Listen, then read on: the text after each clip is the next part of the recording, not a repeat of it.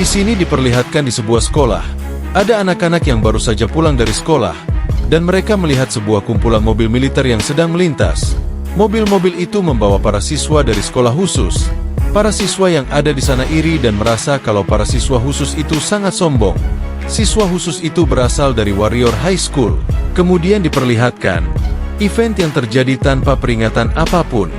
Monster-monster mulai berdatangan ke bumi dan menyerang bumi setelah ilmu pengetahuan mengetahui hal tersebut. Ada dunia yang mirip dengan bumi di galaksi lain, dan di planet tersebut terjadi event tertentu yang membuatnya hancur berkeping-keping. Akibat sisa-sisa makhluk hidup dari planet tersebut berdatangan ke bumi, dan bagian dari dunia kita mulai bergabung dengan dunia mereka. Kejadian itu dikenal juga dengan sebutan adhesion, atau tergabungnya dua partikel yang berbeda menjadi satu. Begitulah kekuatan tak masuk akal dan berbagai jenis monster muncul di bumi. Karena itu 17% wilayah di bumi telah diambil alih. Daerah di mana manusia tak punya lagi kendali. Zona berbahaya. Kami para manusia memanggil tempat tersebut dengan sebutan Dungeon. Di sana banyak sekali monster yang muncul. Diperlihatkan ada sesosok monster yang akan menyerang seorang prajurit. Prajurit itu pun ketakutan dan menggunakan senjata miliknya. Namun senjata itu tidak berefek apapun kepada monster. Dia terkena pukulan telak oleh monster itu dan terlempar dengan sangat keras, parah. Manusia di bumi tak diberikan kesempatan untuk bersiap menghadapi para monster ini. Manusia tak memiliki kemampuan untuk berbuat apa-apa. Namun setidaknya manusia beruntung. Bukan cuma monster yang datang dari planet lain tersebut, namun batasan natural yang dimiliki manusia sejak lahir. Batasan yang terjadi karena hukum alam tersebut kini hancur berkeping-keping. Manusia kini jadi memiliki kekuatan yang setara untuk mengalahkan para monster. Meski fenomena tersebut mempengaruhi semua manusia di dunia, kemampuan yang bangkit berbeda pada setiap orang. Beberapa orang memutuskan untuk melatih kemampuan mereka menjadi seseorang yang melampaui batas-batas kemanusiaannya untuk mengambil alih Dungeon dan mengalahkan para monster. Mereka adalah orang-orang khusus yang bekerja untuk satu alasan tersebut. Mereka dikenal sebagai adventurer. Dan begitulah era Dungeon ini dimulai. Seluruh dunia memuji pencapaian mereka dan terinspirasi dengan kekuatan mereka. Tak lama setelah itu, organisasi khusus melatih para adventurer diciptakan di berbagai tempat di seluruh dunia. Fasilitas latihan terbaik untuk remaja berada di Korea Selatan, yang telah menciptakan adventurer terbaik selama 25 tahun terakhir. Dan tempat itu disebut The Warrior High School. Kemudian scene diperlihatkan siswa yang sedang mengobrol tentang Warrior High School yang mengadakan tes di dalam Dungeon. Itu syarat untuk bisa masuk ke sekolah itu. Namun tiba-tiba diperlihatkan cewek-cewek yang sangat kagum kepada seseorang. Anak itu adalah elf darah campuran dengan manusia. Para cewek-cewek memuji ketampanan anak itu.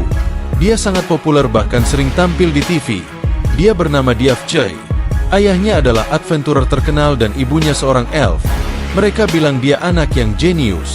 Orang juga mengira dia mungkin akan menjadi adventurer tingkat tinggi 5 tahun setelah lulus.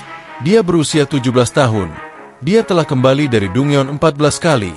Para siswa biasa yang ada di sana iri dengan ketampanan dan ketenaran Choi. Tiba-tiba ada seorang anak yang datang dengan memegang handphonenya. Anak yang berkacamata pun berkata, "Jaryong, kau bekerja hari ini kan? Aku dengar kalau Lee pergi ke tempat karaoke bersama teman-temannya." Namun Jaryong masih fokus dengan handphonenya. Dia berkata, "Semoga kalian bisa bersenang-senang." Namun anak yang satunya lagi berkata, "Kau bahkan harus bekerja setelah ujian selesai. Bola saja dan pergi bersama kami." Namun Jaryong sedikit memukul anak itu dan berkata, "Iya benar. Kurasa aku tak punya pilihan lain. Semoga beruntung. Sampai jumpa minggu depan." Anak berkacamata pun berkata, "Makanya kalau ngomong tuh dipikirin dulu." Dia pun merasa kesakitan karena dipukul oleh Jaryong. Dia berkata, "Apa kau tidak tahu kenapa Jaryong melakukan semua itu? Itu karena untuk pengobatan keluarganya yang ada di rumah sakit." Jaryong yang melihat peringatan di handphonenya kalau dia belum membayar biaya rumah sakit untuk bulan Mei dan Juni. Jumlahnya juga sangat besar, yaitu 300 jutaan. Dan ada orang yang mengirimkan pesan dan bertanya bagaimana dengan tesnya. Orang itu bernama Chief. Dia berkata, "Datanglah, ada pekerjaan yang menantimu." Namun Choi menyadari sesuatu dan melihat Jaryong yang sedang berjalan. Temannya bertanya, "Kenapa, apa anak itu melakukan sesuatu padamu?" Namun Chai berpikir mungkin cuman hayalannya saja. Belum diketahui ya guys apa yang dilihat sebelumnya. Diperlihatkan Jaryong yang akan melakukan pekerjaan. Sebenarnya dia tidak ingin kerja. Namun ini semua terpaksa demi keluarganya. Dia memasuki sebuah stasiun bawah tanah yang tidak terpakai. Di sana terdapat beberapa orang. Dan orang yang di tengah bernama Jae-hwan. Dia adalah seorang broker yang memberikan pekerjaan kepada Jaryong. Dia berkata dia adalah klien untuk pekerjaan hari ini. Jaryong pun memperkenalkan dirinya. Namun klien itu marah. Dia berpikir kalau Jae-hwan bercanda. Bos itu berkata kau bilang ingin menggunakan pekerja terbaikmu. Dia menjawab dia yang terbaik kok. Orang botak itu berkata dengar aku bocah. Aku bukanlah orang idiot yang bisa ditipu oleh orang sepertimu. Aku tak butuh bocah itu. Bawakan padaku orang yang mumpuni, atau akan aku buat kamu menyesalinya. Kemudian Jaryong berkata, apa kau seorang adventure? Maaf kurasa kau memang seorang adventurer ya. Karena itulah kau kelihatan seperti orang bodoh berdiri di belakang cebol itu. Orang besar itu sangat marah. Dia berkata tak perlu bicara dengannya. 1. Kaki yang patah mungkin bisa membuatnya sadar. Orang besar itu bernama Lee Pil-gyu, mantan adventure peringkat silver. Kembali dari Dungyeon 81 kali, orang botak berkata, benar kau paling ahli dalam masalah seperti ini Pil-gyu. Kalau kau ingin selamat, berlututlah meminta maaf bocah. Namun Jaryong berkata, wasram apa yang harus aku lakukan? Aku tak tahu cara berlutut. Dan dia pun mengeluarkan energi dari dalam tubuhnya yang berwarna biru. Jadi dia itu MC kita ya guys, yang bernama Yo Jaryong. Murid SMA Dongkang tahun pertama penyelundup Dungyeon. Kembali dari Dungyeon ilegal 371 kali. Kemudian dijelaskan di sini kriminal jahat yang membahayakan dunia. Apa itu penyelundupan Dungyeon? Setiap hari para adventurer bekerja keras untuk menjelajah Dungyeon. Saat mereka sukses menjelajahi Dungyeon dan membunuh para monster, mereka bisa mendapatkan item berharga. Namun sebelum adventurer keluar dari Dungyeon, item tersebut harus diserahkan pada penjaga untuk diperiksa, karena beberapa item punya kekuatan yang luar biasa. Jika item tersebut jatuh ke tangan yang salah, mereka bisa digunakan untuk kejahatan yang bisa membahayakan nyawa orang lain. Karena itu asosiasi adventure akan memeriksa dan mendaftarkan item-item tersebut dan memungut pajak sesuai nilai item tersebut. Namun ada orang-orang yang melanggar peraturan tersebut. Mereka membujuk adventure yang tak ingin membayar pajak yang besar tersebut, dan diam-diam membawa item tersebut keluar dari Dungyeon.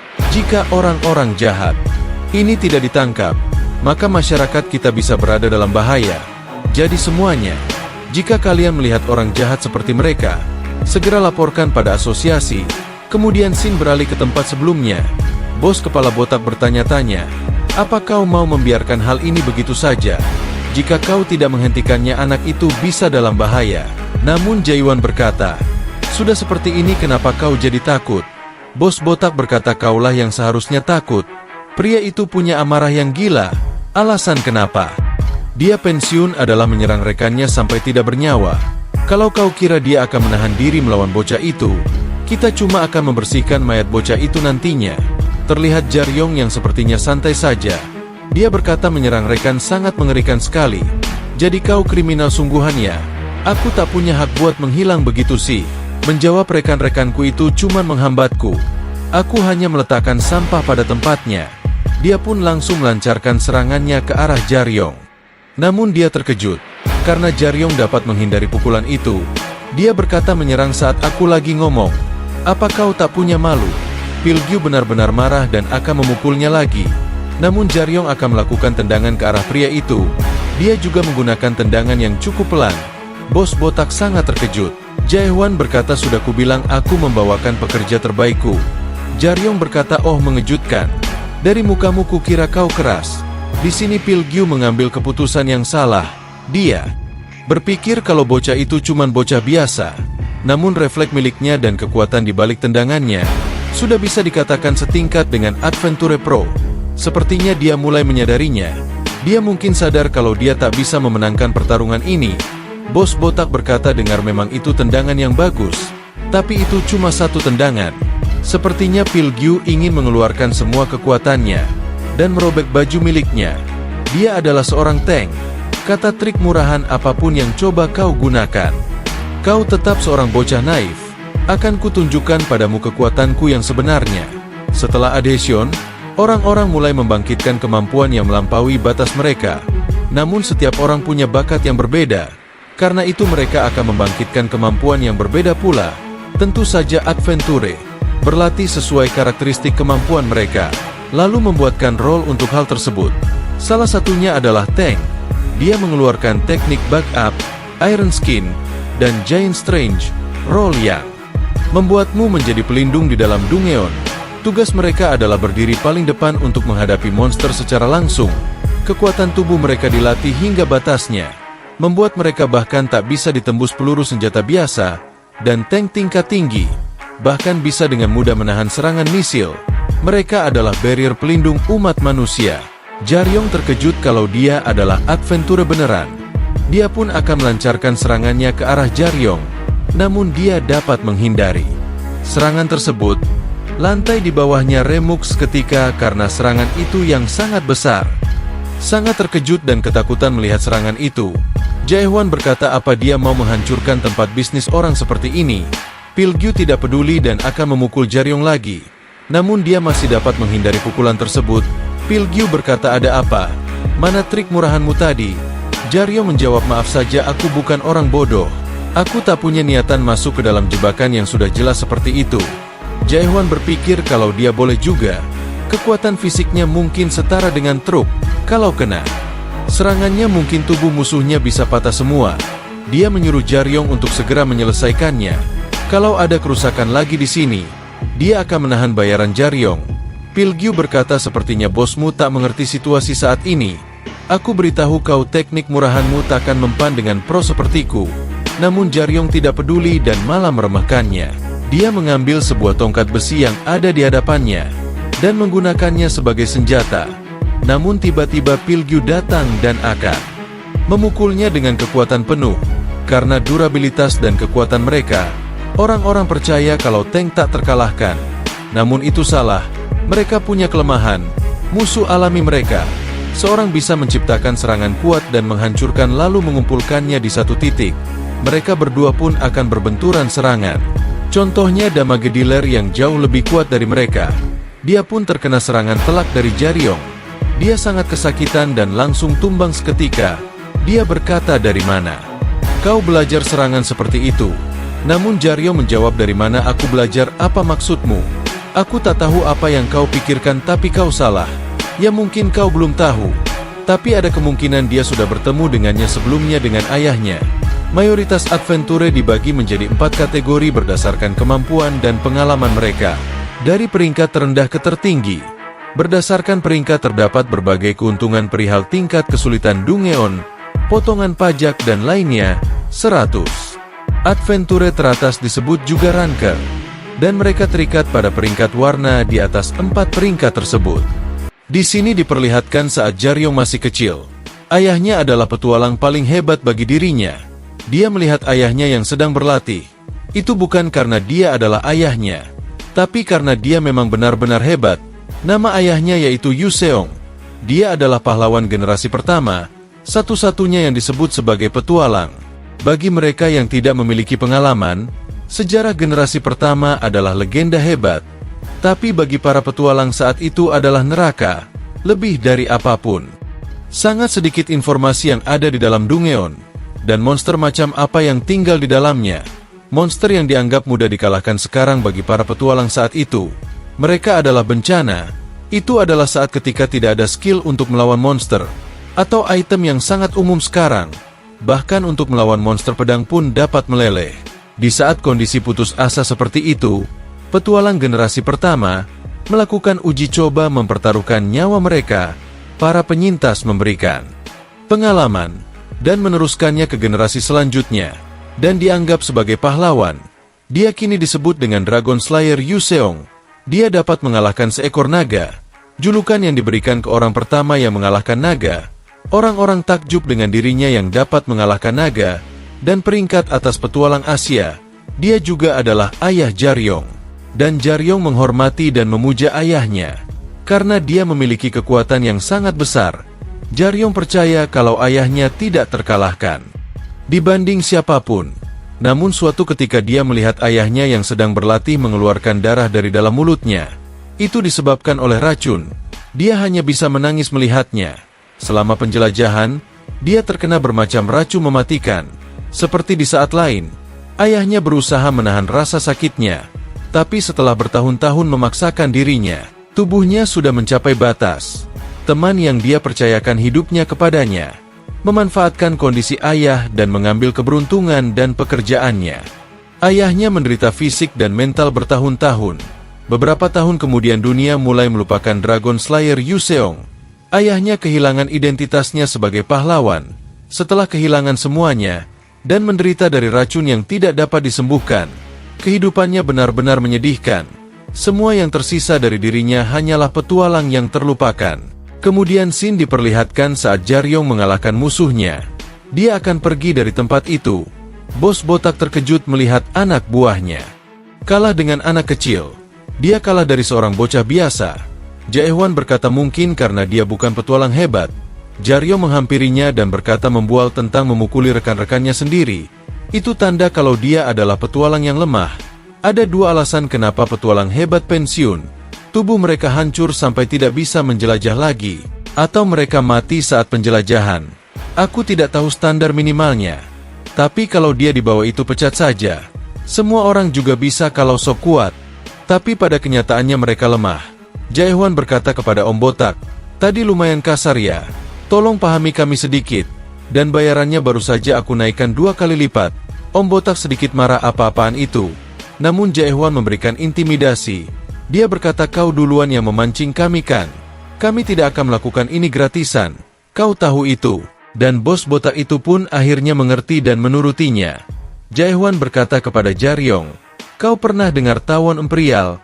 Jaryong terkejut mendengar hal itu dan menyemburkan minumannya. Dia berkata, "Kita nggak bakal melawan mereka kan? Itu berlebihan. Lebah imperial, monster yang tingkat bahayanya dianggap paling tinggi. Tidak hanya di Korea tapi di seluruh dunia. Apa yang dulunya Yeouido, tempat lebah imperial membuat sarangnya, telah menjadi dunia iblis Korea dengan kesulitan tertinggi. Bahkan bagi top rank mereka tetap sulit dikalahkan. Mereka semua berterbangan di sana. Jadi mustahil bagi para penyelundup. Tapi untuk petualangan peringkat putih, berdasarkan pengakuannya, kemarin ada serangan besar-besaran yang dirahasiakan. Pasukan pemerintah dan 7 petualang peringkat putih membentuk pasukan penyerang. Jaryong bertanya-tanya tentang peringkat putih itu apa, dan Jaehwan menjawab, "Bisa dibilang Korea All-Star. Media sudah gila ketika hanya 2 dari mereka berkumpul. Namun mereka gagal menyelesaikan tujuan pemberantasan mereka. Tapi sepertinya mereka berhasil mengalahkan Ratu Lebah. Tapi salah satu dari mereka mencuri Royal Jelly dari lebah, dan menyuruh bawahan dari pasukan menyelundupkannya. Royal Jelly itu adalah suplemen nutrisi yang diberikan lebah kepada ratu yang baru lahir." Jaryong bertanya-tanya suplemen nutrisi. Tapi kenapa dia harus menyewa penyelundup hanya untuk itu? Jaehwan menjawab ada beberapa kesempatan ketika Royal Jelly lebah imperial dibawa ke dunia dan dimakan oleh manusia. Dia bisa bangkit dari kematian. Jaryong yang mendengar hal tersebut sangat terkejut. Akses masuk Dungeon sangat ketat. Itu yang diklaim oleh Asosiasi Petualang dan pemerintah. Tentu saja itu hanya omong kosong belaka. Dia sepertinya telah berada di sana bersama dengan Jaryong. Dia telah berada di depan pintu masuk dan membuka dengan tangannya yang mengeluarkan aura yang sangat besar. Dia berkata, "Aku tahu aku selalu saja mengatakan hal ini. Hati-hati di luar sana dan jangan sampai mati. Apa kau mengerti? Pekerjaan ini sangat menyebalkan di satu sisi. Sepertinya Jaryong yang akan masuk ke tempat itu." Namun dia menyemburkan asap rokoknya ke arah Jaryong. Dia bertanya, "Ayolah, apa yang kau lakukan?" Jaehwan berkata, "Aku hanya pengen tahu kau memperhatikan aku berbicara atau tidak itu saja. Obat-obatan tidak dapat menghidupkan orang yang sudah mati. Kau dapat mengerti itu kan?" Jaryong menjawab, "Tidak ada maksud tertentu. Tapi hal seperti itu mungkin tidak akan cocok untukku." Dia berpikir dalam hati jika kalau ada anti racun mungkin lebih baik ada atau tidak sama sekali. Itu tidak akan dapat menyembuhkan kondisi ayahku. Jika saja benda seperti itu ada, ayah tidak akan mungkin mau melepaskan salah satu cahaya harapannya. Dia pun akan memasuki gerbang itu. Terlihat di sana terdapat tempat yang sangat luas. Setelah adhesi Dungeon diciptakan di penjuru dunia melintasi bumi, Di antara mereka ada dua yang dikatakan dungeon besar di Korea. Yang pertama Jeju, sebuah dungeon yang menyatu dengan gunung berapi aktif. Yang kedua menyatu dengan hutan Igar, di mana terletak di Byeowido, di tengah-tengah Seoul. Nampak diadakannya terdapat reruntuhan Boramae, level rendah tingkat bahaya D+. Dungeon ini kebanyakan masih belum tereksplorasi, dan kebanyakan petualang yang kehilangan nyawa mereka di region tersebut. Kelihatannya salah satu anggota mereka berhasil meloloskan benda itu sampai ke titik pertemuan. Akan tetapi setelah sampai di titik pertemuan, mereka kehilangan kontak. Mungkin dia melarikan diri, dan aku tidak yakin kalau dia mampu. Mungkin dia mengalami kecelakaan atau terluka berat. Dia pasti melakukan apapun demi keluar dari neraka itu. Baiklah, tugasmu adalah untuk pergi ke sana dan membawa benda yang dia bawa jika kau berhasil menemukannya. Biarkan aku menyelesaikan apa yang akan aku katakan. Jangan sampai teralihkan. Fokus dalam pekerjaanmu yang sekarang, ucap Jaehwan. Jaryong menjawab, kau kira aku akan melarikan diri dari kau? Jaehwan berkata, kau tidak cukup bodoh untuk melakukan hal itu. Hanya saja berhati-hatilah. Ingat jeli dari lebah langit. Itu sangat berharga. Tidak hanya manusia yang rela mengorbankan nyawa mereka demi benda itu. Aku yakin seantero hutan pasti sangat menginginkan benda itu. Jaryong tampak telah sampai di tempat itu. Dia terkejut dengan apa yang dilihat di hadapannya.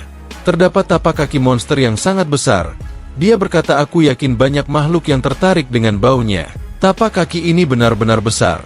Kemudian Sin diperlihatkan seseorang wanita yang sedang berlari. Sepertinya dia adalah seorang elf yang sedang dikejar oleh sesuatu. Dia bernama Jin Saerom, SMA Warrior kelas 1. Sekarang dia sedang berhadapan dengan masalah terbesar yang dia miliki dalam hidupnya. Itu seharusnya menjadi perjalanan yang sangat mudah untuk ujian UTS-nya. Akan tetapi sekarang dia berhadapan dengan seekor monster yang seharusnya tidak ada di situ. Dia ketakutan karena melihat monster tersebut. Dia bertanya-tanya apa itu barusan. Tesnya sebenarnya mudah. Dalam waktu yang telah ditentukan, cari koin yang telah diletakkan dalam dungeon sebanyak yang mereka bisa. Walaupun itu merupakan tes yang mensimulasikan pertarungan sungguhan, area tesnya juga diselenggarakan di dalam tingkat rendah. Seharusnya gampang, karena itu merupakan latihan para pemula. Namun tiba-tiba di belakangnya terdapat monster yang telah menemukan keberadaannya. Jikapun monster yang hidup di sana seharusnya merupakan monster lemah dan berintelektual rendah. Tapi monster ini benar-benar besar dan kuat. Monster itu langsung menghajar wanita itu. Namun dia dapat menghindari serangan itu. Dia berpikir, aku harus lari dari sini secepat yang aku bisa. Wanita itu sadar kalau secercah harapan untuknya selamat adalah sebuah keajaiban. Dia pun mengeluarkan senjata panah miliknya dan akan menyerang monster itu. Dia memutuskan untuk melawan balik. Monster itu memiliki 4 tangan dan bernama Titan AP, tingkat bahaya bintang 3. Dia pun melancarkan busur panah miliknya. Namun itu dengan mudah ditahan dengan tangan monster. Itu bahkan tidak dapat menembus kulitnya. Monster itu langsung akan menyerang wanita itu. Namun beruntungnya dia dapat menghindarinya lagi. Berapa banyak pun dia menembak, menembusnya akan sangat mustahil. Dia melancarkan serangan panah miliknya lagi. Namun tidak berefek apapun kepada monster itu. Dia tidak dapat menghabisi monster itu dengan serangannya. Monster itu bahkan tidak perlu menghindar ataupun menahan serangan miliknya. Namun sepertinya wanita itu menunggu monster itu lengah.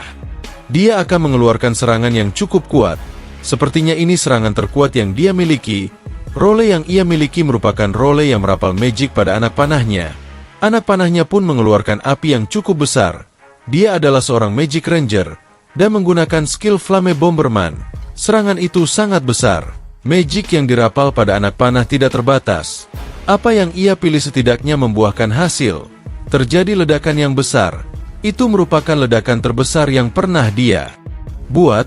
Itu seharusnya cukup kuat untuk menghabisi monster dengan tingkat bahaya 3 bintang.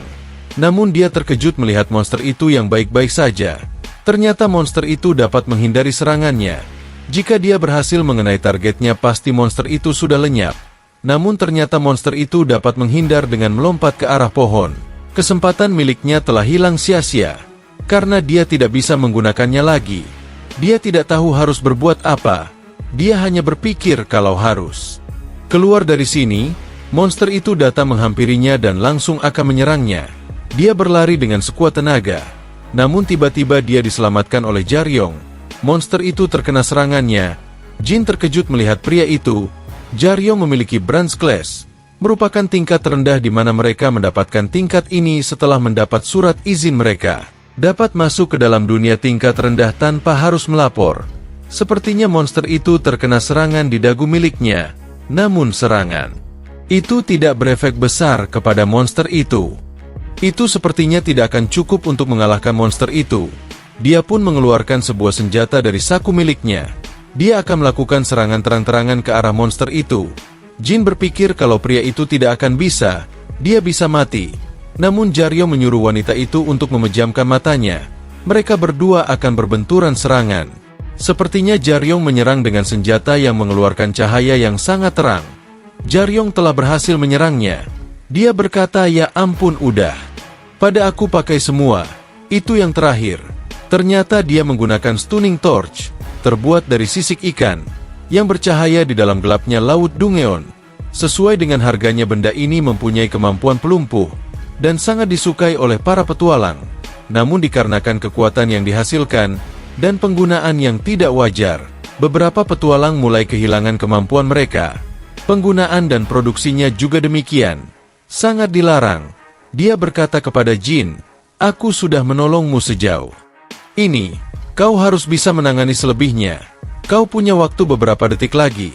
Apapun yang terjadi di dalam Dungeon jika seorang petualang tidak mengambil pengamatan yang cermat, dapat menimbulkan rasa benci. Mereka sudah tidak berguna."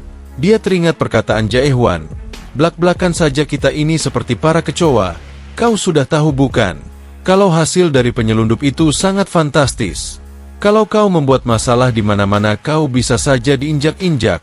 Diperlihatkan wanita itu yang sepertinya mengikuti Jaryong. Namun tiba-tiba Jaryong menghilang dari hadapannya. Jin berpikir kalau dia yakin tepat di depannya barusan. Namun dia dapat menghilang dengan cepat. Kemudian tiba-tiba Jaryong datang dari samping dan langsung menyerangnya. Dia berkata, "Apa yang kau lakukan?" Ternyata Jin hanya ingin berterima kasih karena telah menyelamatkannya. Jaryong berkata, "Kau bercanda denganku. Apa aku kelihatan seperti orang bodoh di matamu?" Jin menjawab, "Itu bukan alasanku mengejarmu. Aku sudah tahu kalau kau seorang penyelundup. Oleh karena itu, aku menawarkan padamu sebuah pekerjaan." Namun Jaryong melihat sebuah logo di dada Jin. Dia berkata, "Aku tidak ingin membiarkan ini terjadi untuk ketiga kalinya." Ketertarikan pada pembelajaran anak SMA warrior yang memegang sebuah sendok mahal namun payah. "Akan aku kubur hidup-hidup jika kamu mengalami jalanku sekali lagi." Namun Jin berkata imbalan untuk penyelundup 50 juta won, dan imbalan untuk penjara 400 juta won. Jaryong yang melihat hal itu sedikit kesal dan marah. Namun tiba-tiba wanita itu mengeluarkan sesuatu. "Enkill's Blood. Kau bisa membelinya dengan menangkap 5 orang sepertimu. Ini hanya DP. Kalau kamu mau membantuku dalam UTS, aku akan membayar selebihnya." Jaryong berkata, "Apakah kau tidak waras? Kukira kau hanyalah seorang gadis manja, tapi kelihatannya kau sangat kaya, dan benar-benar sudah kehilangan akal sehat." Jin berkata, "Apa masalahnya jika aku ini tidak waras atau tidak?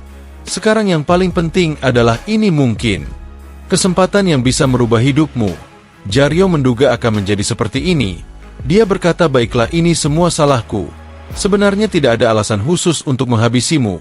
Tapi belum selesai mengatakannya, tiba-tiba monster yang sebelumnya datang, dan langsung akan menyerang mereka.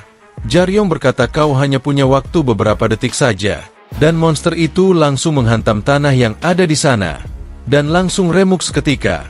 Namun mereka berdua dapat menghindari serangan tersebut. Sepertinya Jaryong memberikan sesuatu kepada Jin. Dia berkata, "Aku tidak memberikan itu demi untuk melamun saja.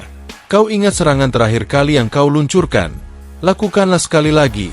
Rapal itu di ujung tongkatku dan biarkan aku yang melakukan setelahnya." Jin terkejut dan berkata, "Sebentar, aku sudah tidak punya magic lagi yang tersisa." Jaryong menjawab, "Kau harus bisa. Aku tidak yakin bisa menahan monsternya dengan tangan kosong dalam waktu lama." Jin memegang senjata milik Jaryong dan akan meramalkan mantra yang dia bisa. Dia berpikir, "Aku bahkan tidak mempunyai seperempat magic yang tersisa. Aku tidak bisa melukai monster itu hanya dengan jumlah kekuatan seperti itu. Aku lebih baik lari dari sini." Sembari dia mengalihkan perhatian makhluk itu, namun sepertinya Jin telah merapalkan seluruh magic miliknya ke dalam tongkat milik Jaryong. Dia pun langsung mengambil tongkat tersebut. Jin berkata, aku sudah benar-benar tidak waras rupanya. Jaryong berkata, aku cukup kecewa. Ini bahkan tidak sampai seperempat dari serangan yang kau luncurkan sebelumnya. Tapi ya ini kurasa lebih dari cukup. Murid SMA Warrior kerap kali mendengar ini. Setiap kali menghadapi monster, hal yang terpenting jangan menerobos sendiri, penempatan timing, serta akurasi serangan. Dengan kata lain, hal yang harus orang petualang atasi dari monster apapun. Dia pun menerjang ke arah monster itu dengan kecepatannya. Monster itu terkena serangan telak ke arah dagunya, dan terjadi ledakan yang cukup besar. Sepertinya monster itu berhasil dikalahkan. Tingkat silver sebuah peringkat di mana telah berhasil selamat dari 50 Dungeon atau berhasil menjatuhkan monster 3 bintang. Mereka diizinkan untuk masuk ke dalam Dungeon menengah tanpa melapor. Kebanyakan petualang pada tingkat ini. Kemudian Sin diperlihatkan sebuah sekolah. Di sana banyak anak-anak kecil yang sedang pulang sekolah. Dia adalah Jin waktu saat kecil. Dia telah dijemput oleh pengawalnya. Mereka pun berpisah dengan teman-temannya. Teman-temannya berpikir kalau Jin orang yang beruntung, karena dia bisa mendapatkan apapun yang dia mau. Jin tidak salah bisa memiliki apapun yang dia lihat. Perusahaan nomor 4 di Korea Selatan, Jin Seong Group, pemimpin grupnya menikah dengan seorang elf dari dunia lain. Kemudian lahirlah Jin Saerom. Dia benar-benar menghormati petualang daripada yang lain, dan bermimpi untuk menjadi salah satu dari mereka lebih dari siapapun juga. Namun seorang elf laki-laki berkata, mustahil. Darah elfmu terlalu lemah sama saja seperti manusia. Tapi kau malah memaksanya ketimbang membujuknya. Namun ayah Jin berkata, aku tidak memaksanya. Aku hanya mendukung apa yang dia inginkan. Ayahnya bernama Jin Sung Gyu, pimpinan divisi pengembang khusus. Dia berkata bukan berarti talenta dari seorang elf akan menentukan untuk menjadi seorang petualang. Elf itu berkata, benar sih. Dalam pandangan manusia dia tidaklah buruk. Hanya saja sedikit lebih unggul dari rata-rata. Aku klarifikasi, putrimu tidak berasal dari manusia dalam keluarga biasa. Dia tidak akan menyerah. Dia benar-benar keras kepala seperti adikku. Dia tidak akan sebanding dengan peringkat monster manusia. Jika dia terus berusaha, kalau dia akan menjadi petualang yang hebat, ini akan cukup untuk menarik pujian dan pengakuan dari manusia. Tapi putrimu terlahir dengan banyak keuntungan ketimbang talentanya yang sedikit. Kekayaan, nama, serta garis keturunan. Itu semua akan membuat usahanya sia-sia, dan orang-orang akan tertawa karena iri hati. Dia akan benar-benar terisolasi, dan dia tidak akan bisa menahan itu. Talenta bukanlah segalanya yang jatuh dari atas langit. Kemudian Sin diperlihatkan saat Jaryong telah mengalahkan monster raksasa. Jin benar-benar terkejut dan terkesan melihatnya. Dia tidak percaya kalau Jaryong dapat mengalahkan monster itu. Karena usia mereka sama dengannya. Jaryong ingat sesuatu saat Jaehwan berkata, hati-hati untuk tidak merusaknya, karena itu barang mahal. Sepertinya dia menghancurkan kacamatanya ya guys yang diberikan oleh Jaehwan. Karena kacamata itu dapat memblokir visualisasi wajah dan mengubah suara. Ada lebih dari 4 rapalan magic di kacamata itu. Dan sekarang kacamatanya pun pecah karena menyerang monster raksasa. Dia berkata banyak hal yang di luar dugaan hari ini. Sebelumnya Jin tidak dapat mengenali wajah Jaryong. Dan sekarang dia bertanya apakah Jaryong berasal dari sekolahnya juga. Jaryong sedikit kesal. Dia berkata, berikan apa yang kau janjikan padaku. Dia pun memberikan sebuah kalung. Namun Jin berkata, kamu masih butuh uang lagi kan? Aku mengerti jika kamu tidak bersekolah di sekolahku. Biaya dari pusat pembelajaran petualang itu cukup tinggi. Jaryong berkata, mungkin aku bisa membayar. Aku tidak ingin terikat dengan tempat seperti itu. Aku tidak bersekolah di sekolah petualang. Dan tidak pernah mencoba. Jin bertanya kemudian, siapa yang mengajarimu cara bertarung? Dia menjawab, tidak ada. Aku belajar sendiri. Jin sangat terkejut mendengarnya dan berkata, omong kosong apa itu? Pergerakan yang seperti itu. Dan timingmu. Kamu bercanda ya? Namun tiba-tiba Jaryong melemparkan sesuatu ke arahnya. Dia pun sedikit marah. Dan membuka dompet itu. Ternyata itu sebuah kartu pelajar milik Jaryong. Dia berkata, kau tidak perlu mengingatnya. Itu hanya sekolah sipil seperti biasanya. Jin terkejut, ini mustahil. Jaryong berkata, mau itu mustahil atau tidak, tunjukkan yang bisa. menjelaskan identitasmu. Terserah mau itu kartu pelajar atau tanda pengenal lainnya. Dia pun memberikan kartu pelajar miliknya. Dan ternyata mereka berdua memiliki umur yang sama. Dia pun mengantongi kartu pelajar milik Jin. Dia pun bertanya-tanya kenapa kamu mau membawa kartu pelajarku. Jaryo menjawab jadi kau mau aku untuk melakukan sesuatu padamu. Identitasku sudah bocor. Jadi aku harus punya hal yang serupa agar kamu tidak menikamku dari belakang. Oh satu lagi kemarilah. Dia pun merangkul pundak Jin. Dan Jin sedikit terkejut dan berkata, apa yang mau kamu lakukan? Jaryo menjawab sebuah bukti kaki tangan daripada sebuah kontrak. Kamu tahu, kaki tangan penyelundup menerima hukuman yang sama dengan si penyelundup itu sendiri kan? Dia pun mengajak foto Jin. Dan ketika itu Jin sadar. Mungkin dia sudah terlibat dengan seorang yang lebih berbahaya daripada yang ia kira. Tapi itu semua sudah terlambat dan semuanya sudah dimulai. Di sini dijelaskan peringkat emas. Sebuah peringkat di mana seorang petualang mampu mengalahkan seekor monster 4 bintang sendirian, ataupun dengan pencapaian tertentu, dapat memasuki Dungeon di bawah peringkat tertinggi tanpa melapor, mempunyai julukan elit sebagai dari rata 10% dari petualang, dan mereka berdua pun nampaknya akan bernegosiasi. Jaryong berkata ayo kita mulai negosiasinya. Sebenarnya apa yang kamu ingin aku lakukan? Jin menjawab mendapatkan koin dalam kurun waktu 6 jam. Tujuan utamanya adalah mencari koin yang sudah diletakkan di berbagai tempat. Aku harus menemukan kotak koin di lokasi tertentu, dan membuktikan kalau aku adalah seorang pelajar. Aku sudah mendapat 1 keping koin. Aku hanya butuh 1 keping lagi untuk lulus, dan itu tidak jauh dari sini juga. Tempat itu di reruntuhan lama Mall Eugene. Jaryong terkejut mendengarnya. Dia berkata begitu rupanya. Kurasa kita bertemu bukan karena kebetulan belaka. Benda yang aku cari juga berada di sana. Dia pun berkata kalau dia mencari Imperial. Jin sangat terkejut mendengarnya. Kalau Jaryong ingin mendapatkan jeli lebah Imperial. Jaryong berkata jeli itu memiliki bau yang tajam dan menarik perhatian monster. Dan mungkin saja monster ini tertarik pada bau itu juga. Itu bukan masalah bagiku. Tapi kamu bilang kamu mau pergi ke sana juga bukan?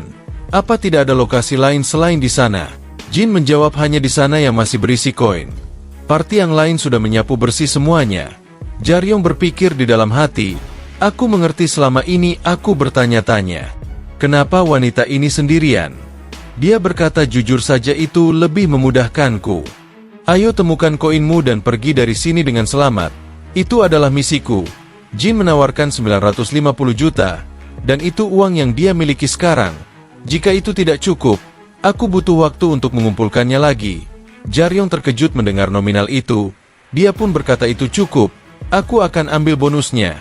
Jika terjadi keadaan darurat, aku juga harus melakukan sesuatu dengan cepat. Kamu masih punya stamina untuk berlari kan?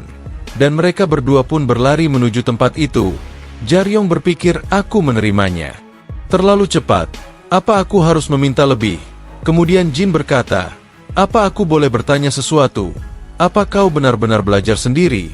Jaryong menjawab tidak semuanya. Ketika aku masih kecil, belum selesai mengatakannya tiba-tiba di hadapan mereka terdapat 2 monster. Dia menyuruh Jin untuk mempersiapkan dirinya. Monster di hadapannya yaitu Klaus Raptor, spesies penghuni Boramedong. Tingkat bahaya bintang 2. Jin berpikir kalau Jaryong tidak pernah menerima pendidikan resmi sebagai petualang. Kemampuan yang dia peroleh sekarang adalah hasil mempertaruhkan nyawanya. Tapi ada satu pengecualian. Ketika dia masih anak-anak, dia menyaksikan pergerakan ayahnya, dan berhasil membuatnya mempelajari 3 pergerakan. Pertama jarum, menggunakan semua kecepatan, kekuatan dan berat, untuk menusuk titik fatal musuh. Terdengar sederhana, namun tidak sederhana jika kau itu semua. Itu yang ia dapati dengan pengalaman, insting dan talenta.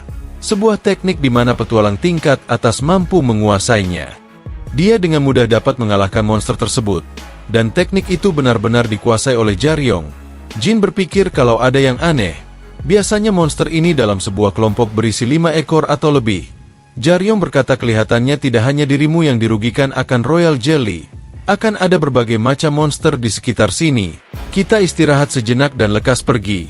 Jin bertanya, yang aku tanyakan tadi, apa kamu menerima latihan khusus sejak dini? Jaryong menjawab tidak. Aku hanya melihat seseorang berlatih. Aku mengendap-endap. Jadi aku tidak terlalu jelas melihatnya. Jin yang mendengar hal itu sedikit terkejut. Jaryong pun bertanya-tanya kenapa kau begitu terkejut seperti itu. Tiba-tiba Jin berkata kalau dia benci dengan dirinya. Jaryong tidak mengerti maksud dari Jin. Dia tiba-tiba mau melemparkan sesuatu ke arah Jaryong. Dia bertanya-tanya, kamu memberikan ini padaku. Itu adalah serum stamina tipe C, yang berharga 1.100.000 won. Jin berkata, minum itu kamu. Mungkin tidak dalam kondisi prima lagi. Jaryong berkata, kau memberikan ini karena kamu tidak menyukai diriku. Kamu seharusnya lebih kasar saat berbicara.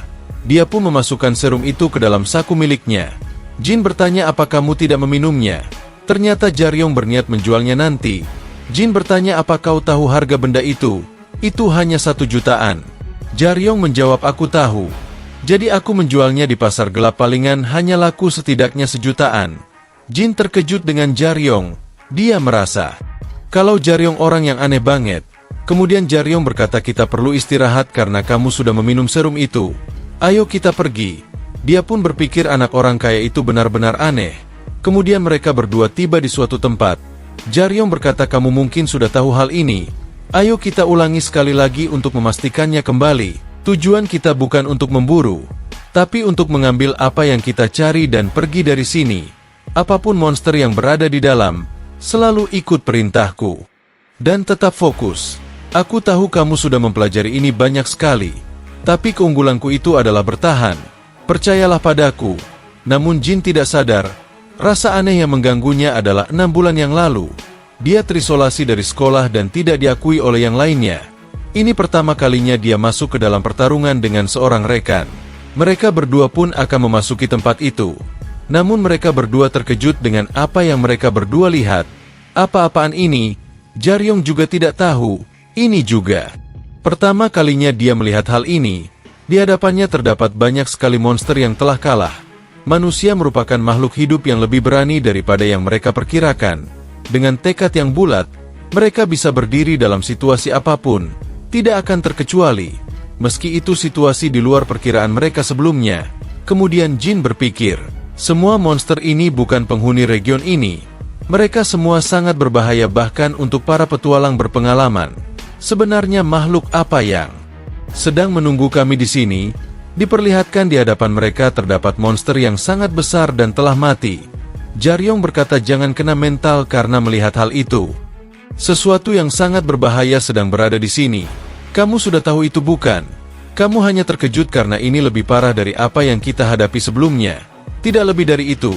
Dan mereka berdua pun melihat sesosok monster yang ada di kejauhan. Jin benar-benar terkejut melihatnya.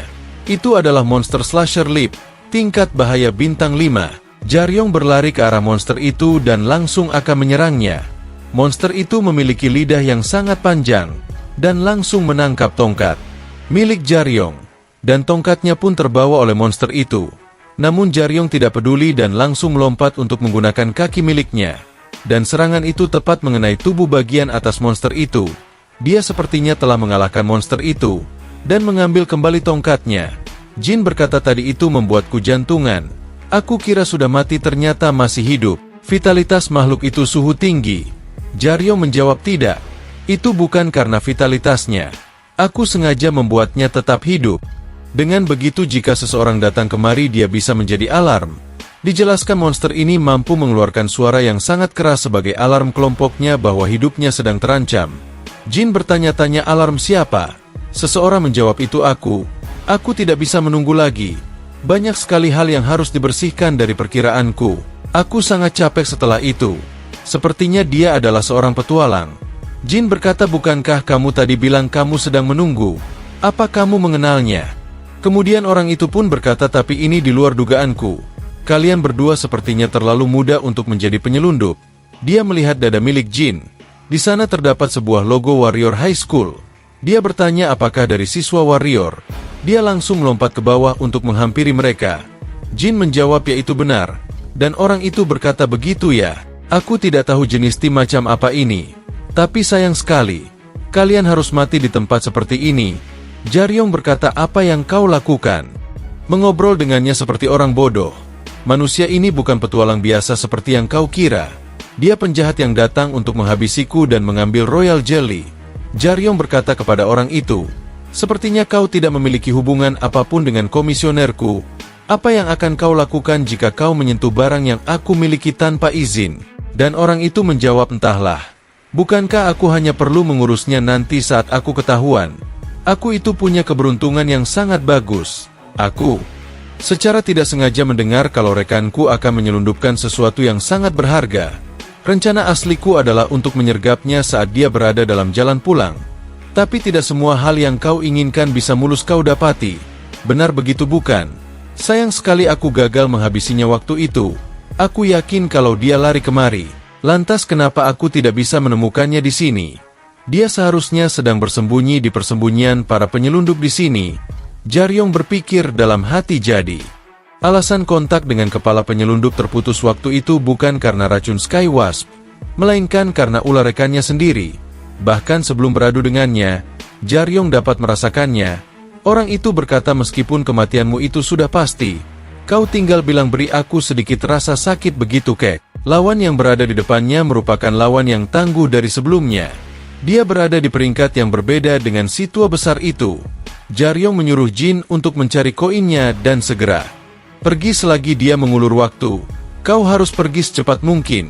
Berkat manusia itu, seharusnya sudah tidak banyak bahaya di dalam gedung ini. Tak akan ada bedanya meskipun kamu di sini." Namun tiba-tiba orang itu langsung menyerang Jaryong, dan sudah berada di hadapannya. Dia menggunakan pedang miliknya. Namun Jaryong dapat menangkis serangan itu. Dia berkata, "Aku bilang pergi dari sini sekarang juga. Kau harus selamat agar aku bisa menikmati uangku." Orang itu pun sedikit kesal karena wanita itu benar-benar pergi. Dia berkata itu tadi bukan keputusan yang bagus. Tetap bersama mungkin akan meningkatkan kesempatan selamat lebih tinggi. Dia pun melancarkan serangan pedang miliknya dengan kecepatan tinggi. Namun Jaryong berkata, "Jangan banyak bacot." Dia juga melancarkan serangan dengan tongkat miliknya. Orang itu sangat terkejut karena Jaryong berhasil membaca arah pergerakannya. Dia pun terkena tendangan tepat di kepalanya dan langsung terlempar dengan sangat keras. Orang itu berkata, "Kau berhasil membuatku terkejut. Kau berhasil membuatku menggunakan alat itu. Jujur saja aku meremehkanmu karena kau masih bocah. Tapi kalau lebih baik daripada orang dewasa rata-rata, aku rasa aku harus bertarung dengan serius kalau aku ingin mengurus gadis SMA warrior itu juga.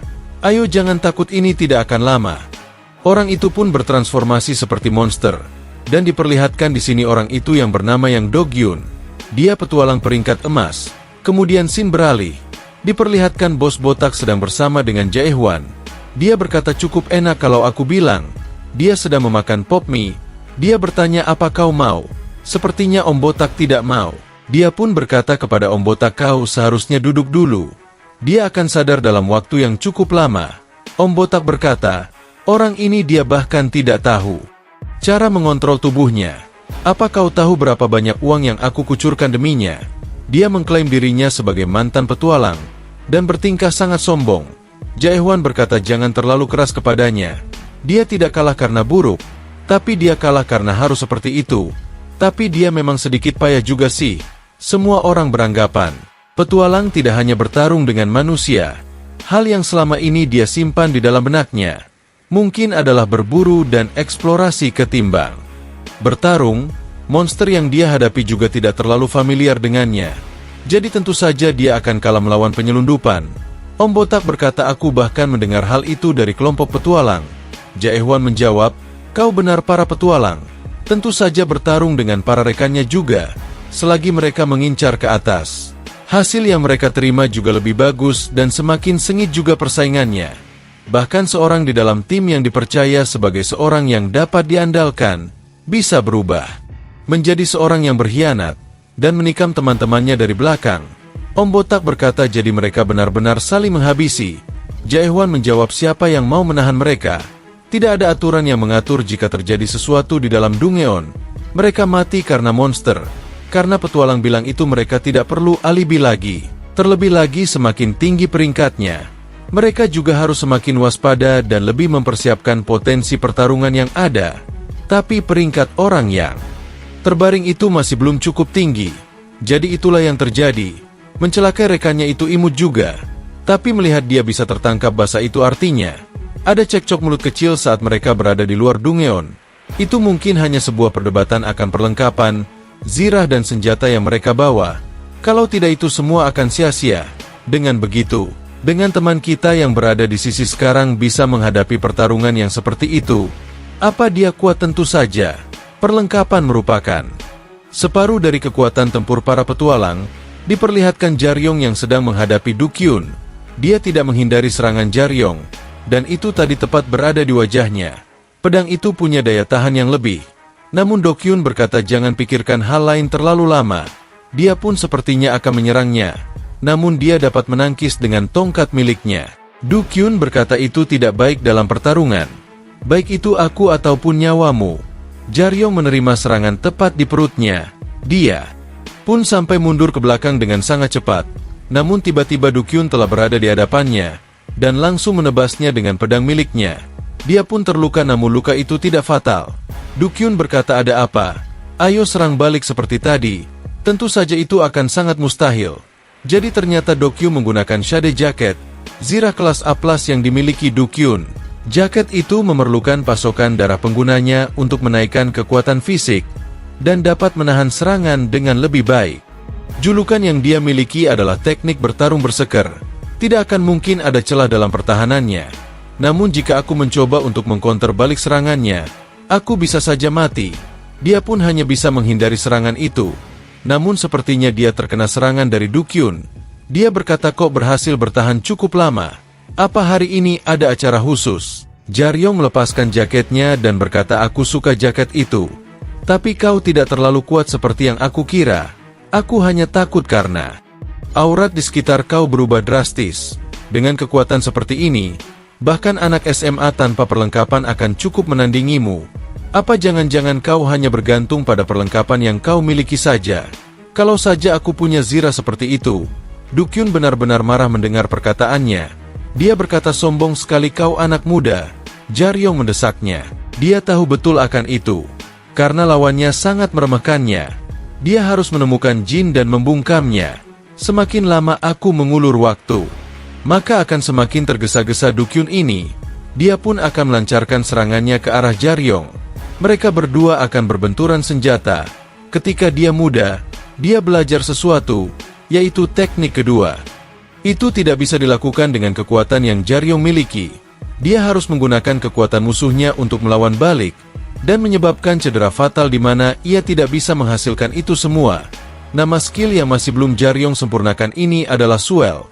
Dia pun langsung menggunakan tongkatnya dan tepat mengenai perut dari Du Kyun. Dia langsung terlempar dengan sangat keras. Jaryong tidak menyangka kalau dia akan menggunakan skill ini dalam pertarungan sungguhan.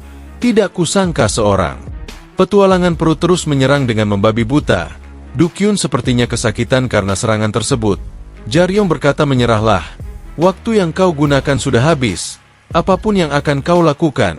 Namun sepertinya Du Kyun sangat marah kepada dirinya. Dia berkata diam kau dasar bocah. Dia langsung menusuk tubuhnya sendiri dengan pisaunya. Dia berkata saat aku bilang diam maka kau harus diam. Kalau tidak aku akan menghabisimu. Kemudian diperlihatkan lantai 5 gedung ini. Di sana terdapat Jin yang telah melihat sebuah kotak koin. Dia pun memegang kotak tersebut. Dan dia berhasil mengkonfirmasi. Dia telah berhasil sekarang dia harus kembali. Namun dia tiba-tiba teringat dengan Jaryong. Kalau sebelumnya dia disuruh pergi dari tempat ini, dia berpikir tidak akan terjadi apa-apa jika aku pergi dari sini. Itu yang dia coba pikirkan. Namun dia tidak akan bertarung jika ada jalan keluar lain. Dia sepertinya akan meninggalkan tempat itu. Kemudian Shin diperlihatkan masa lalu Du Kyun. Dia yang sepertinya menghajar teman sekelasnya. Temannya berkata aku tidak akan berlagak lagi di depanmu. Du Kyun berpikir kalau dirinya jenius. Ketika dia masih muda semua yang dia mau begitu mudah dia dapatkan. Talentanya juga bagus. Pengakuan dari orang tua. Dominasi penuh akan di sekitarnya. Waktu itu, ada satu hal yang tidak bisa dia capai. Berdasarkan keputusan bulat dari tim SMA Warrior. Pengajuan tesnya ditolak.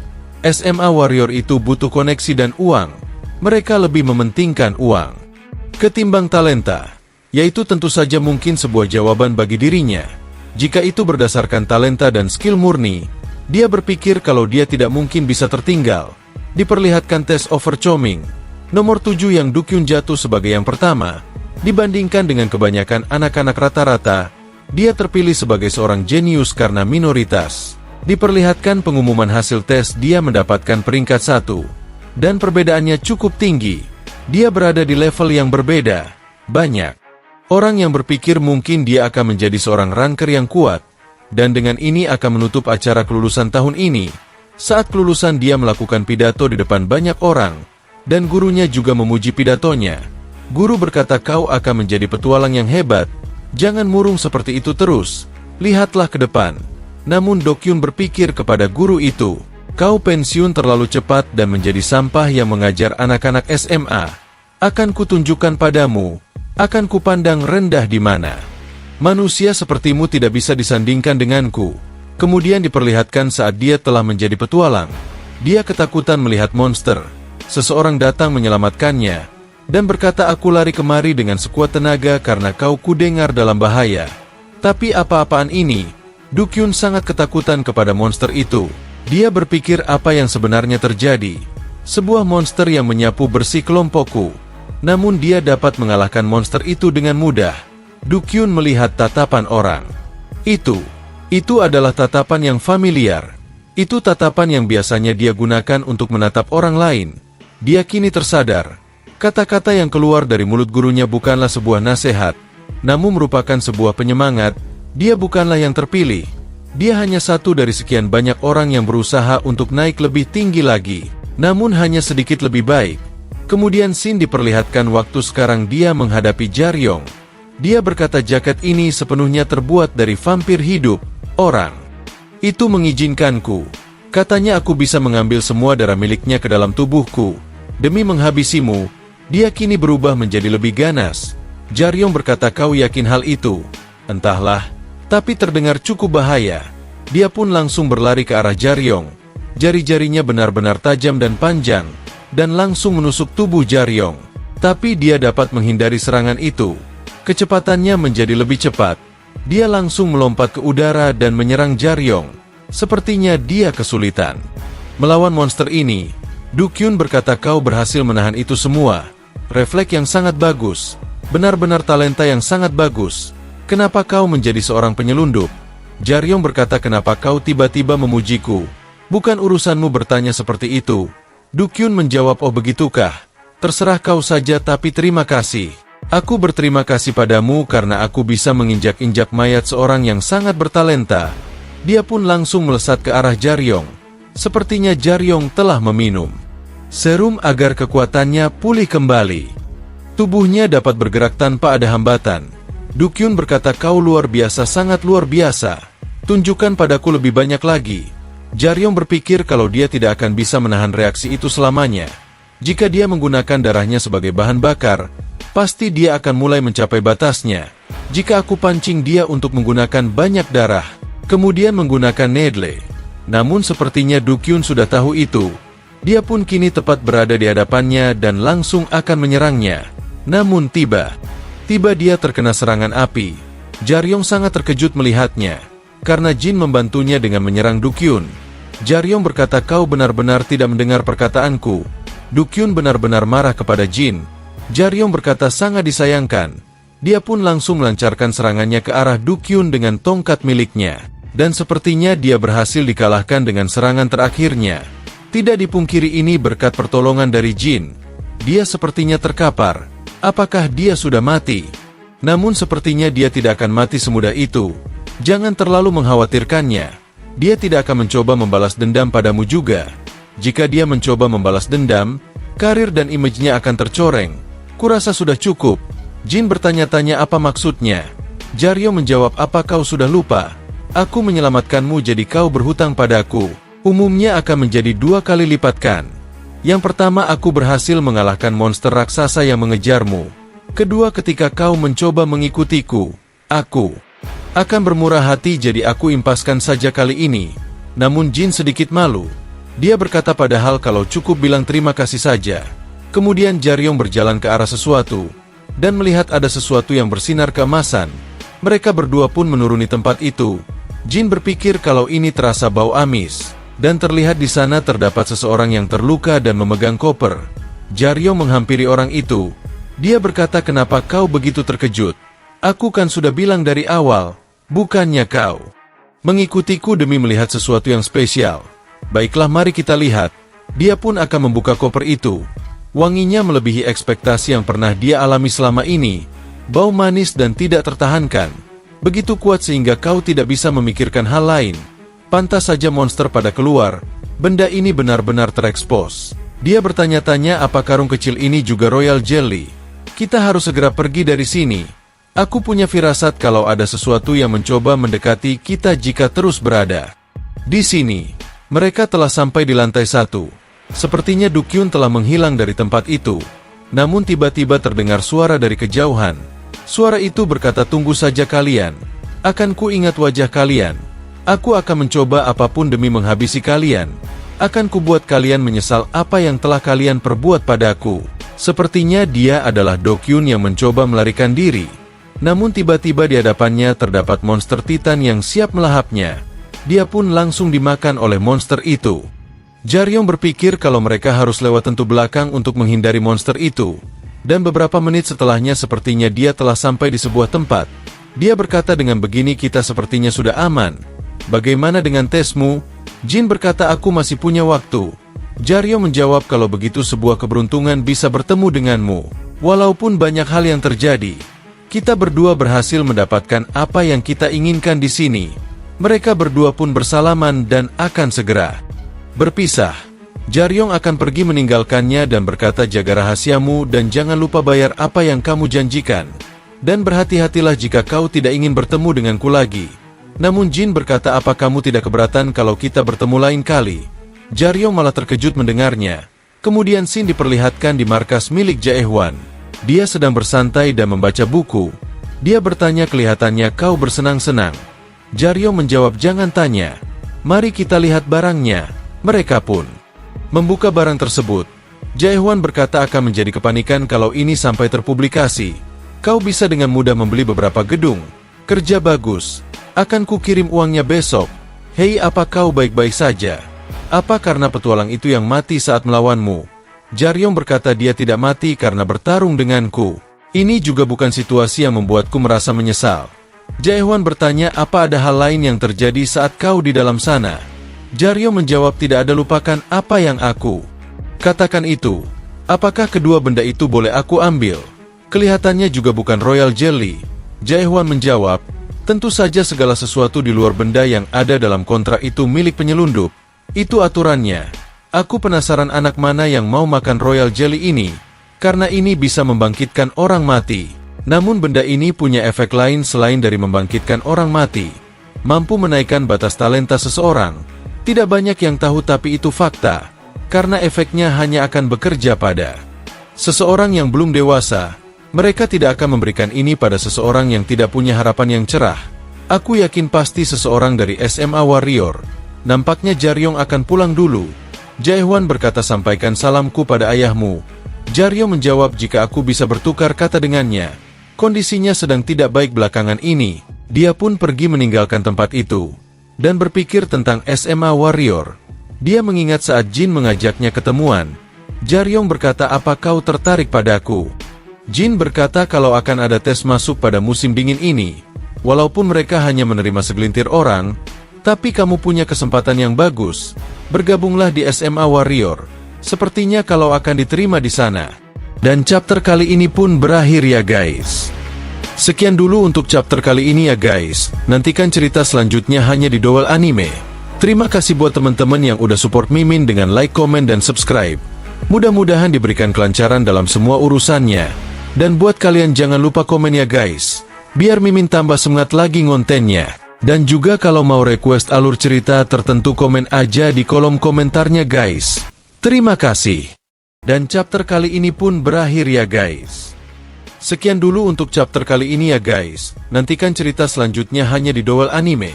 Terima kasih buat teman-teman yang udah support Mimin dengan like, komen, dan subscribe. Mudah-mudahan diberikan kelancaran dalam semua urusannya. Dan buat kalian jangan lupa komen ya guys, biar Mimin tambah semangat lagi ngontennya. Dan juga kalau mau request alur cerita tertentu komen aja di kolom komentarnya guys. Terima kasih.